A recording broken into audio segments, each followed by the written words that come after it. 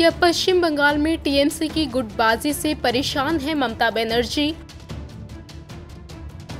क्या आपसी गुटबाजी के चलते चुनाव में टीएमसी को हो सकता है नुकसान? लोकसभा चुनाव की तारीखों के ऐलान से पहले पश्चिम बंगाल की सीएम और टीएमसी प्रमुख ममता बनर्जी ने बीजेपी को सत्ता से उखाड़ फेंकने के लिए बिगुल फूंका था। पीएम पद पर अपनी दावेदारी मजबूत करने के लिए उन्होंने दिल्ली में तमाम विपक्षी नेताओं से मुलाकात करने के साथ ही थर्ड फ्रंट बनाने की पहल भी की, लेकिन चुनाव करीब आने के साथ ही उनकी खुद की मुश्किलें बढ़ती नजर आ रही हैं। लोकसभा चुनाव में अपने ही प्रदेश में अलग थलग पड़ी दीदी को अब पार्टी की आपसी गुटबाजी परेशान कर रही है। सूत्रों की माने तो ममता बनर्जी की पार्टी में आपसी गुटबाजी अपने चरम पर है। पार्टी से जुड़े सूत्रों की माने तो अगर यही हाल रहा तो चुनावों में पार्टी को इसकी भारी कीमत चुकानी पड़ सकती है।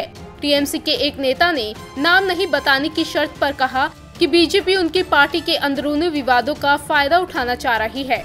खासकर एक समय पार्टी प्रमुख ममता बनर्जी के करीबी रहे मुकुल रॉय के बीजेपी में शामिल होने के बाद से। सियासी जानकारों की माने तो टीएमसी के कई नेताओं को अपने साथ मिलाकर बीजेपी ने उनकी आशंकाओं को हवा दी है।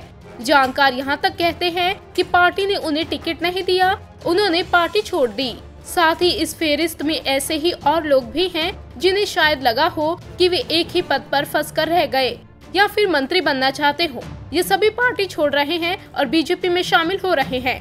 वैसे भी पार्टियों से नेताओं को तोड़ने में माहिर मुकुल रॉय को सालों तक अन्य दलों के नेताओं और जनप्रतिनिधियों को टीएमसी में शामिल कराने के लिए जाना जाता रहा है।